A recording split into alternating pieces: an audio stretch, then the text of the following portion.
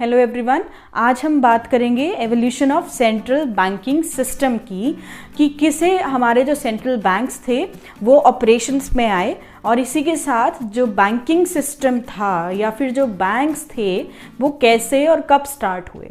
So before starting I would like to say अगर आपको हमारा वीडियो पसंद आता है तो इसे लाइक ज़रूर कीजिए और हमारे चैनल को सब्सक्राइब ज़रूर कीजिएगा। So let's start. किसी भी कंट्री की अगर हम इकोनॉमी की बात करें तो सेंट्रल बैंक का या फिर रिजर्व बैंक का एक बहुत ही ज़्यादा इम्पॉर्टेंट रोल होता है।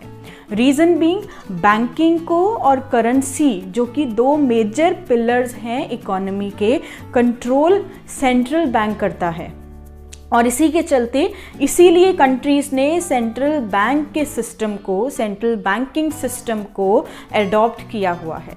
सो अगर हम स्टार्ट करें कि बैंक्स इनिशियल पीरियड में कैसे स्टार्ट हुए, अभी एग्जिस्टेंस के बारे में यानी कि बैंक्स कब से इकोनॉमी में हैं या फिर दुनिया में हैं इसके बारे में कोई सर्टेनिटी नहीं है, लेकिन ये माना जाता है कि जो बैंकिंग सिस्टम था जिसे कि आज हम बैंक्स के नाम से ये समझते हैं कि बैंक्स मतलब जो कि लोन्स एडवांस करे और डिपॉजिट्स को एक्सेप्ट करे, लेकिन इनिशियल पीरियड में बैंक्स के बारे में ये कहा जाता है कि बैंक्स का पर्पस ज़्यादा रिकॉर्ड कीपिंग का होता था, ट्रांजैक्शंस की, और बैंक्स समवेयर 8000 BC के अराउंड स्टार्ट हुए थे। लेकिन अगर हम देखें कि आर्कियोलॉजिस्ट के अकॉर्डिंग बैंक्स मेसोपोटामिया की एक स्टेट थी बेबीलोनिया, उसमें एविडेंसेस मिले कि बैंकिंग सिस्टम वहाँ पर टेम्पल्स के थ्रू, पैलेसेस के थ्रू प्रिवेल होता था जिसमें लेंडिंग एक्टिविटीज़ इन्वॉल्व होती थी। और अगर इंडिया में आए, इंडिया में चाणक्य के अकॉर्डिंग कुछ मर्चेंट बैंकर्स यानी कि कुछ मर्चेंट्स ऐसे थे जो ट्रेड के साथ साथ लेंडिंग एक्टिविटीज़ में भी इन्वॉल्व थे, और साथ ही में टेम्पल्स थे और ऐसे गोल्डस्मिथ्स थे लंदन में जिनका काम होता था वॉल्ट्स को मेंटेन करना। तिजोरियां रखते थे वो अपने पास जिसमें प्रेशियस मेटल्स, प्रेशियस स्टोन्स और ज्वेलरी लोग अपनी आकर उनके पास डिपॉजिट करते थे।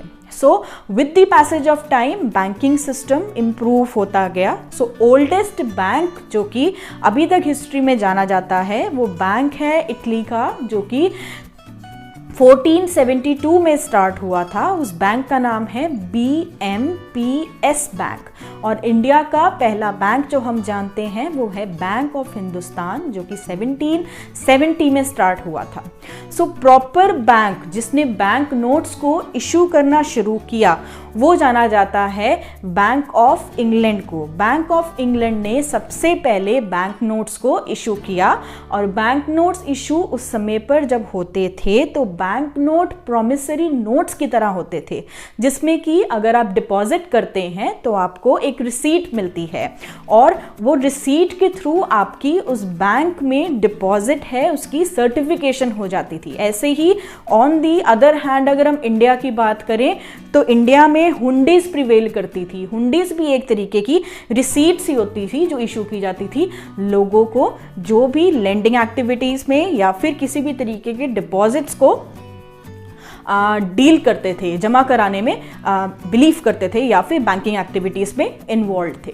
अभी इतना जब ओरिजिनेशन हुआ बैंकिंग का, धीरे धीरे सिस्टम चेंज हुआ और उसके बाद इंडस्ट्रियल रेवोल्यूशन जब आया तो बैंकिंग जो स्ट्रक्चर था उसको बेटर एक बेटर स्ट्रक्चर मिला या फिर बेटर उसका सिस्टम और इम्प्रूव हुआ।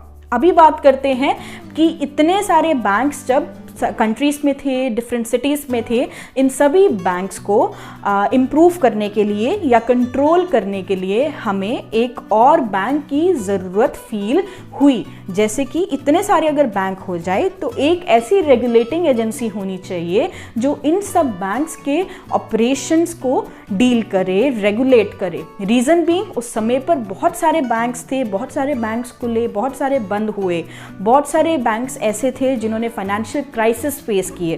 तो इन्हीं सब सिचुएशंस की वजह से ये एक नीड ओरिजिनेट हुई, राइज हुई कि एक ऐसा बैंक होना चाहिए जो कि बैंकर्स बैंक बने और एक कंट्रोलिंग एजेंसी हो। मोर ओवर करेंसी के ऊपर कोई रेगुलेशन नहीं थी। करेंसी किंग्स अपने किंगडम में according to their will, according to their necessities अपनी करेंसीज को वो लोग मैन्युफैक्चर करते थे, कॉइन्स को प्रोड्यूस करते थे और उसके ऊपर भी कोई रेगुलराइजेशन होनी बहुत ज़रूरी थी। इसीलिए एक नई तरीके के कॉन्सेप्ट की ओरिजिनेशन हुई जिसको हम आज कहते हैं सेंट्रल बैंकिंग सिस्टम, या फिर इंडिया में उसको हम रिजर्व बैंक ऑफ इंडिया के नाम से जानते हैं। और पहला सेंट्रल बैंक जो कि फॉर्मुलेट हुआ, जो कि स्टार्ट हुआ, वो था स्वीडिश बैंक। स्वीडिश बैंक का नाम था रिक्स बैंक। रिक्स बैंक पहला बैंक था। 17th सेंचुरी में ये बैंक स्टार्ट हो गया था और इसी की लाइंस पे फिर डिफरेंट इकोनॉमीज़ के अकॉर्डिंग और डिफरेंट अपनी कंट्री के पैरामीटर्स के अकॉर्डिंग सभी कंट्रीज़ ने अपनी अपनी कंट्री में ये सब रिजर्व सिस्टम को और साथ ही साथ अपने ये सेंट्रल बैंकिंग सिस्टम को स्टार्ट करना शुरू किया। सो अगर हम बात करें आज, जैसे कि बैंक ऑफ इंग्लैंड का नाम है, bank of England reserve bank है इंग्लैंड का। ऐसे ही अमेरिका का जो हमारे पास सेंट्रल बैंक का नाम है वो है फेडरल रिजर्व सिस्टम। ऑस्ट्रेलिया का जो रिजर्व बैंक है उसका नाम है ऑस्ट्रेलिया रिजर्व बैंक। चाइना के रिजर्व बैंक का नाम है पीपल्स बैंक ऑफ चाइना। और इसी तरीके जर्मनी में भी जो रिजर्व बैंक है उसका नाम है डॉयचे बुंडेसबैंक। और इंडिया के रिजर्व बैंक ऑफ इंडिया को तो सभी जानते हैं। अब हम बात अगर हम करें कि सेंट्रल बैंकिंग सिस्टम की बहुत ही इंपॉर्टेंट रोल मैंने अभी आपको बताया, वो था बैंकिंग को रेगुलेट करना और दूसरा करेंसीज की सर्कुलेशन को कंट्रोल करना। सो इंडिया में रिजर्व बैंक ऑफ इंडिया को जो कॉन्सेप्ट था वो ओरिजिनेट हुआ अराउंड 1926 और रिजर्व बैंक फॉर्म हुआ 1934 में। और इसी के साथ रिजर्व बैंक जब फॉर्म हुआ उसके अंदर एक 21 मेंबर्स का बोर्ड तैयार किया गया जो कि रिजर्व बैंक के सभी ऑपरेशंस को और सभी एक्टिविटीज़ को कोऑर्डिनेट करता है, कंट्रोल करता है, रेगुलेट करता है। इस 21 मेंबर बोर्ड में आरबीआई का गवर्नर प्लस 4 डेप्यूटी गवर्नर्स, साथ ही साथ 10 गवर्नमेंट के रिप्रेजेंटेटिव्स, 2 फाइनेंस मिनिस्ट्री के रिप्रेजेंटेटिव्स और साथ ही साथ 4 लोकल बोर्ड्स के आरबीआई के मेंबर्स। और जो कि वो लोकल बोर्ड्स हैं मुंबई में, कलकत्ता में, मद्रास में।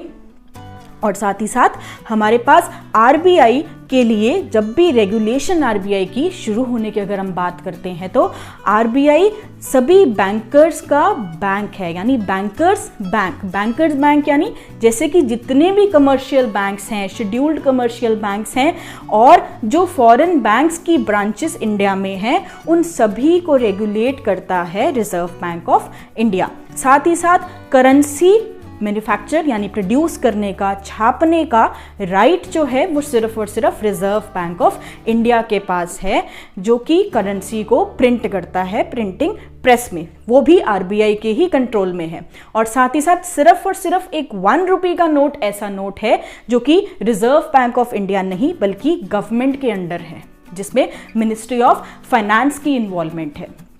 अगर हम आरबीआई के और फंक्शंस की बात करें तो RBI lender of last resort का भी काम करता है। लेंडर ऑफ लास्ट रिजॉर्ट का मतलब ये होता है कि रिजर्व बैंक किसी भी तरीके के बैंक को अगर फाइनेंशियल क्राइसिस फेस करना पड़ता है तो रिजर्व बैंक ही वो एक ऐसा बैंक है जो कि लेंडर बन जाता है लास्ट में। जब कोई ऑप्शन ना बचे उस बैंक के पास तो रिजर्व बैंक ही उस बैंक की हेल्प कर सकता है। तो इसीलिए आरबीआई को हम ऐसी एजेंसी कहते हैं जो कि कंट्रोलर है, कोऑर्डिनेटर है पूरी की पूरी इकोनॉमी के, यानी कि कंट्री की इकोनॉमी के बैंकिंग सिस्टम का, और साथ ही साथ उस कंट्री में जितनी भी करेंसी सर्कुलेशन में है उस सभी का रेगुलेटर भी आरबीआई है।